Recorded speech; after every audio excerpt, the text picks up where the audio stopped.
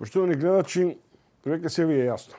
Има вето за Македонија, но имам чувство, и дозволете ми само една минута, дека во Македонија ама баш ништо не оди еднократно и веднаш.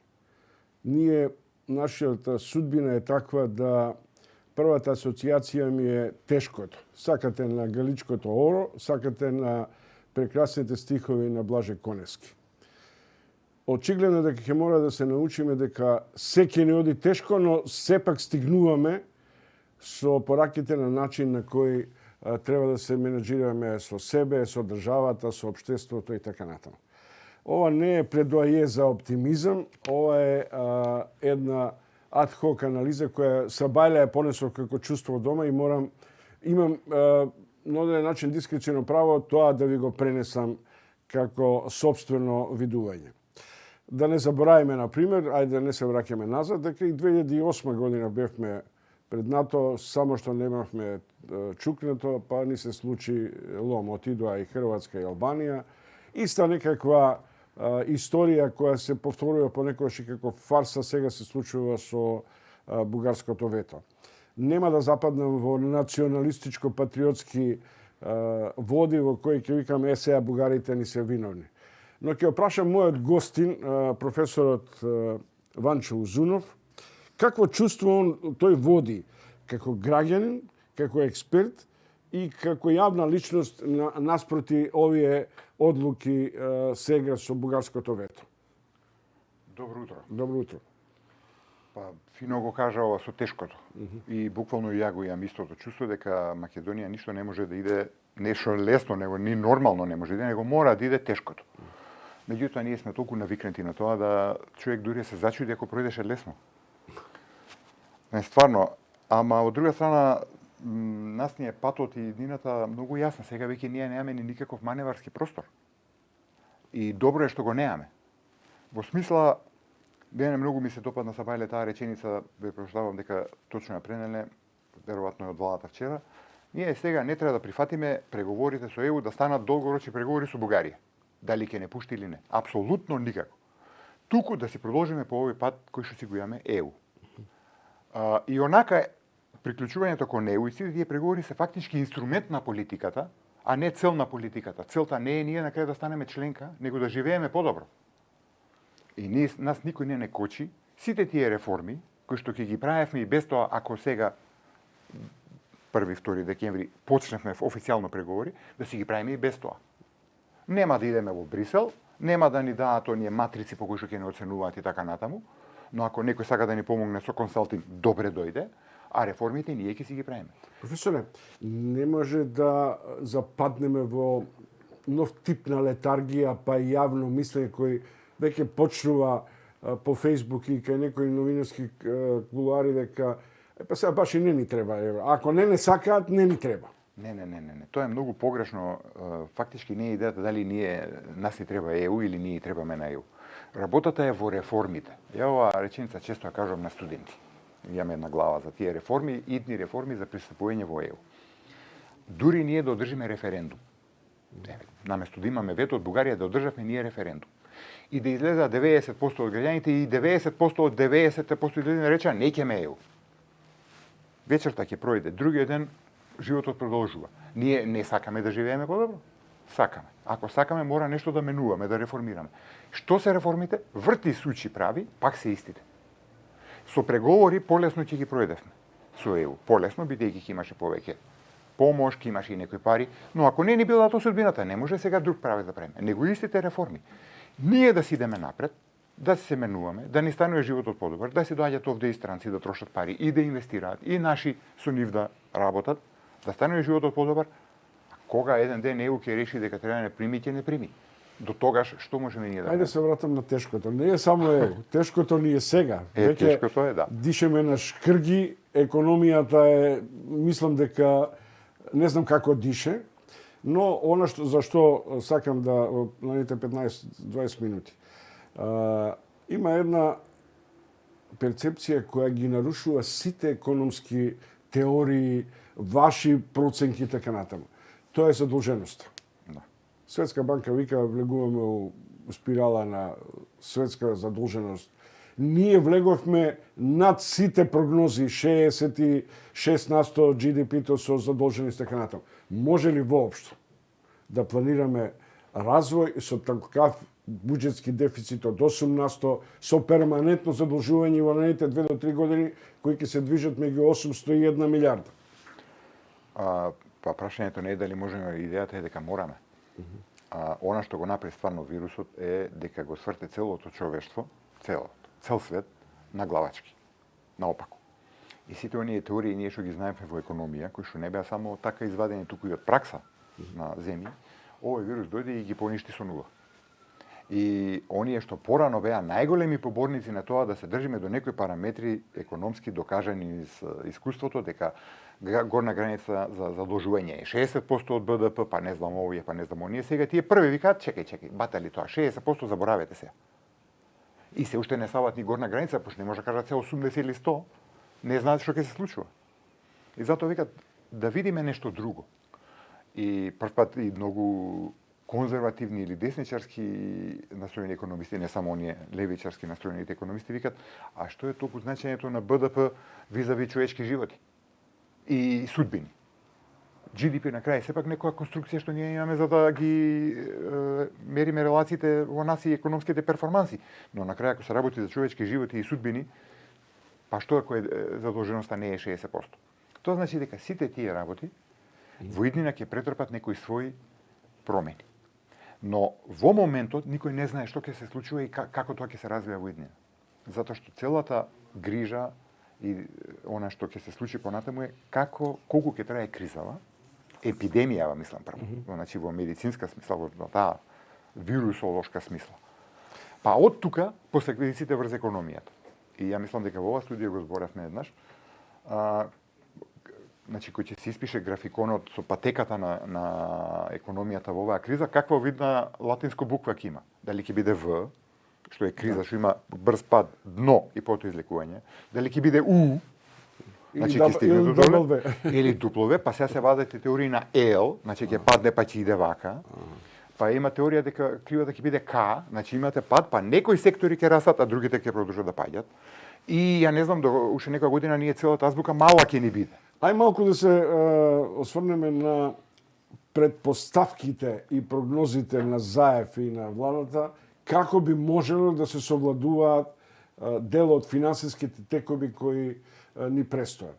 При тоа има две прашања кои се прилично деликатни. Едната е продажба на се што имаме, условно да речеме, некакви природни ресурси, сега вулгаризирам, земја, хидроцентрали, енергенси и така натаму, иако тие ги немаме. Втората е така наречена легализација на парите. Да се вратам на легализацијата на парите.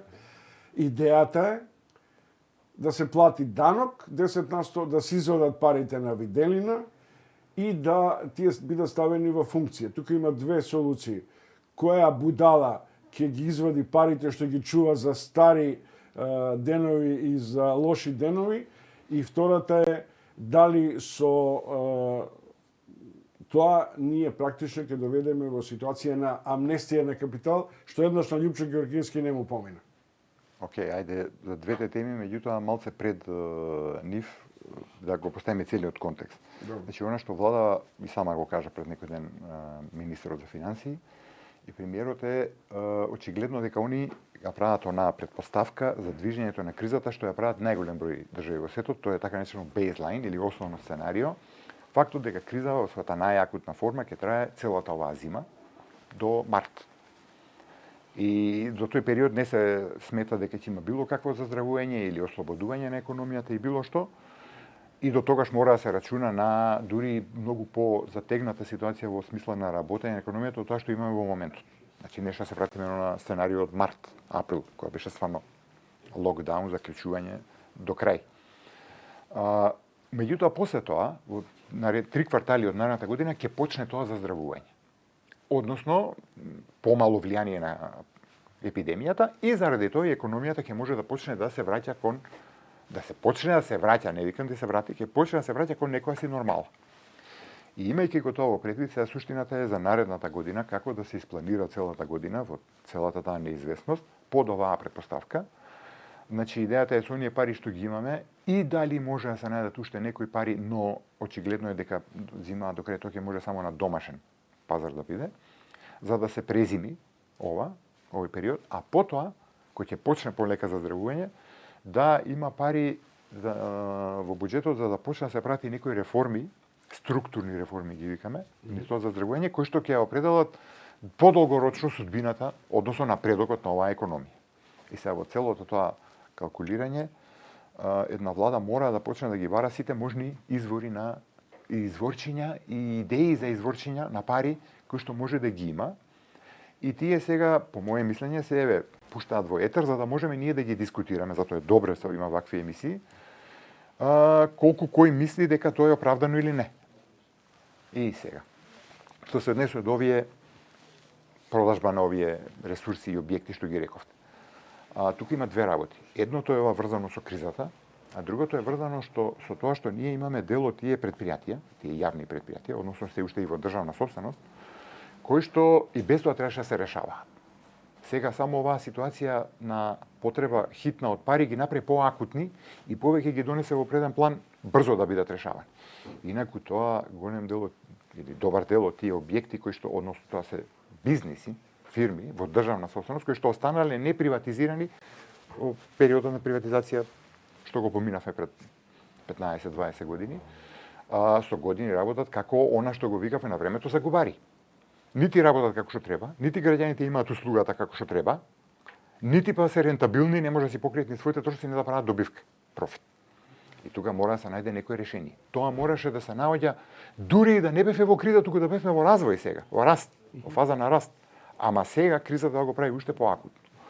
И за тие видови на тие деловни субјекти, тоа е многу јасно дека мора да почне да се бара решение. Решението е да државата го отстапи своето право на собственост на некој приватен собственик. Што може да се случи преку различни форми и тука треба да се види за кое предпријатие кое е најпогодно. Негде може тоа да биде преку чиста продажба, дури не продажба на акции, него на средства. Негде може да биде преку издавање под концесија.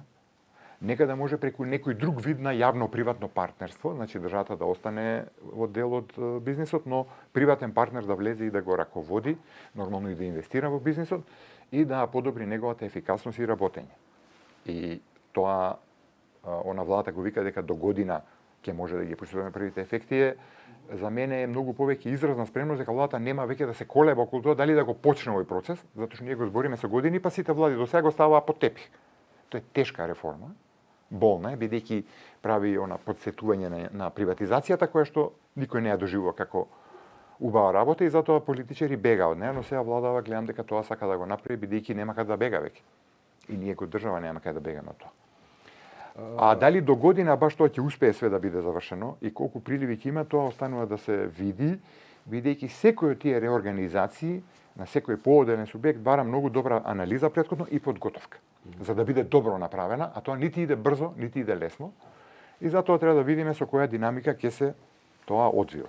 Добро, професор Ванчо Узунов, во утрински брифинг го прашувам професорот за нешто што веќе почна да се тркала во јавноста, а тоа е дека Заев и владата сака да ги излече парите имобилизирани под перници, кај дел од депозитите и така натаму, но она што е како модел нудено наслутува на така наречена легализација на дел од парите кај криминалците. Како да се направи таа разлика на така наречените честни пари на граѓаните што ги ставиле во депозит или ги чуваат, и она што инаку нам ни е јасно дека се извлечени до скоро 5 до 7 милиарди од Македонија.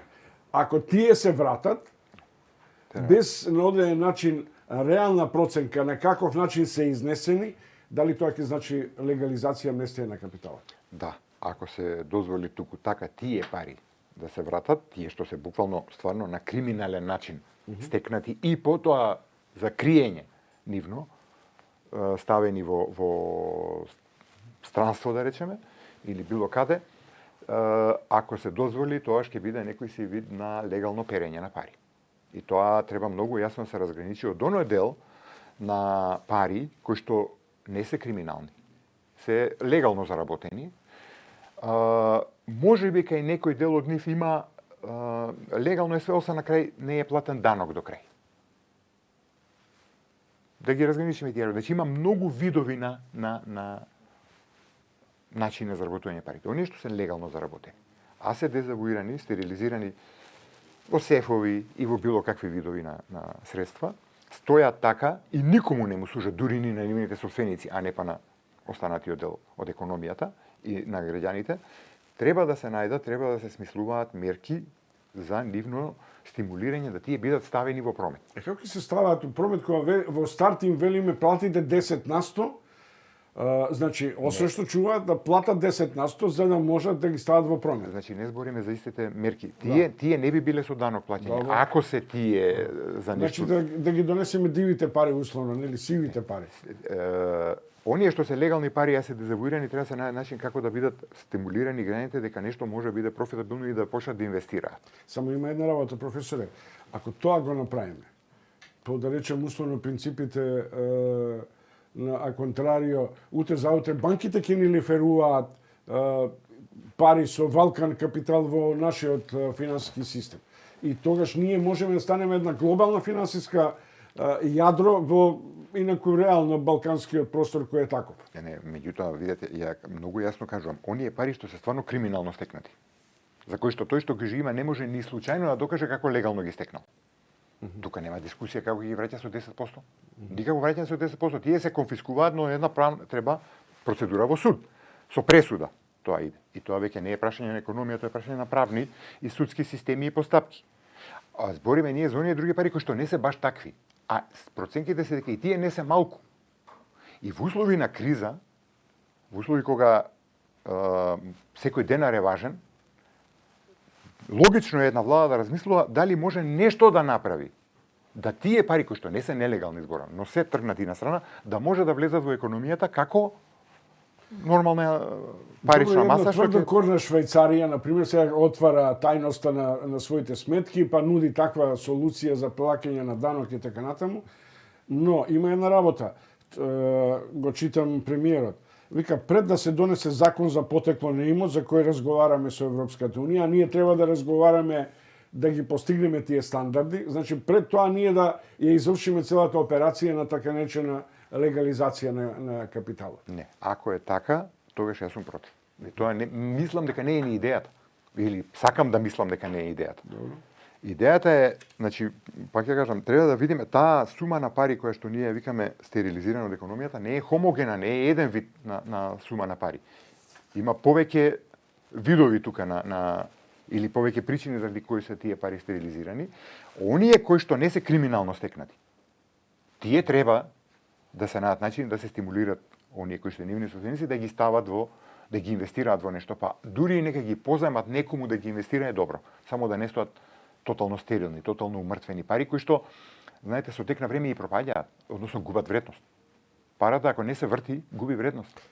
Да, оние што се криминално, се криминално. Сигурност кај граѓаните и општ амбиент економски, луѓето да ги инвестираат во капитални влошувања, во врзници, во нов систем на финансиски трансакции и така натаму. Тоа значи што побрзо да го создадеме тоа. Односно да почнеме да го знаме, бидејќи тоа не се создава преку ноќ, но да се почне многу јасно да се создават такви услови.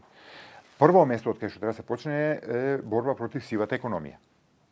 И тука имаме веќе една голем дел на пари кои што, односно, тоа е парична маса што се движи во економијата, а никој не ја гледа. Ако се точно дека 40%, тоа е веќе имобилизирани скоро 1 милиарда по тековите на сивата економија. Еве, бидејќи сива економија ние да не се гаѓаме со тако кава, меѓутоа знаеме каква е, речеме дека тоа не е сума за немарување ни случајно за Македонија.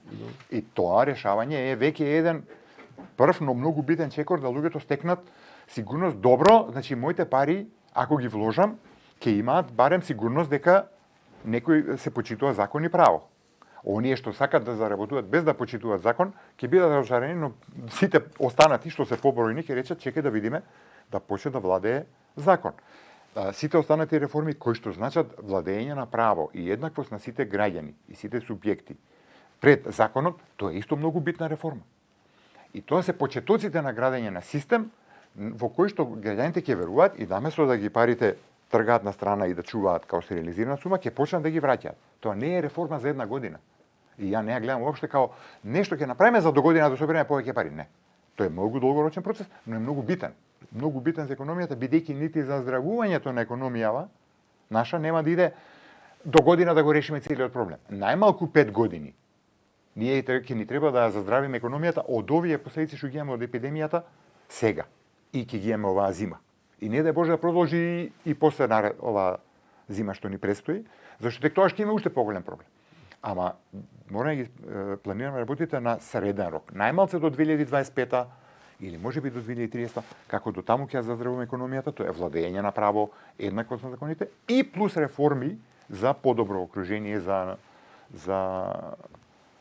водење бизнис и за почнување бизнис. Во сфера на глобализација не можете да ставите брана на парите, особено на пример на располагањето со своите ресурси кои стануваат дел од пазар и така натаму. Ние продадовме цели рудници, важни, фени, бучим.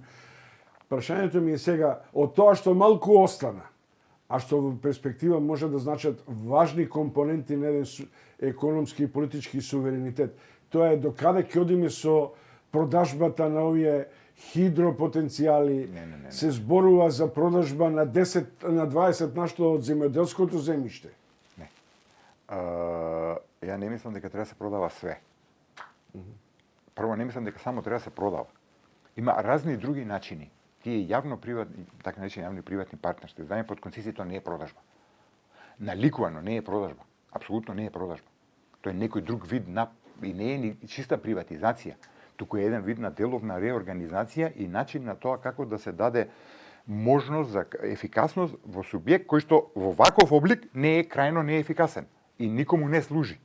И говориме за оние кои што се непрофитабилни и нерентабилни. Оние што се рентабилни, на начинот на кој што сега се организирани како со државен капитал, со државна собственост и со овој начин на раководење, тие нема зашто да се продаваат било кому. Значи не продажба на све. Не знам зашто Чекајте, професоре, 20 на 100 од земјоделското земјиште ќе се продава. Земјиштето е... Тоа е 170.000 хектари кои во момент се оперативни. Значи, земјиштето е една работа, предпријатива се друга работа. Добро, ама тоа е... Ама немој да ги мешаме. Добро. Сега зборам за предпријатие. За земјиштето, Да. проблемот е нешто друго. Проблемот е во окрупнувањето на парцелите. Поголем проблем Македонија има со преситнети парцели и од тука произлезе нерентабилност. Второ, слаба едукација и многу слаб предприемачки дух и иновацијски дух е оние кои што се бават со земјоделски дејности. И трето, тешкоти со откупот, бидејќи не е врзано и целиот вредносен синџир или верига од примарно производство, садење до финален производ, преработен земјоделски и прехранбен производ на пазар. Значи, тие работи се решат, а продажбата на земјиште треба да се стави во целиот тој конгломерат на работи што треба да се решат, како уште едно прашање. Ако се окрупнат или дел од тоа државно земјиште што вика ќе се продава, служи за окрупнување на парцели. И потоа може на тоа место да почне некој бизнис земјоделски, фармерски, не survival бизнис, него фармерски кој што работи строго специјализирано по многу добри стандарди светски и произведува производи кои што се продаваат на пазар по повисока цена, тоа што има добра функција. А продажба само за продажба со пари, тоа не. Тоа не и многу е јасно го кажуваме, тоа не. Добро. Професор Ванчо Узунов, професор на правниот факултет, професор по економија и примената економија. Примената економија. Ви благодарам уште еднаш, поштовани гледачи, да ви се извинам, малку 5 минути продолживме, но Узунов е секогаш атрактивен за вакви контраверзни потези.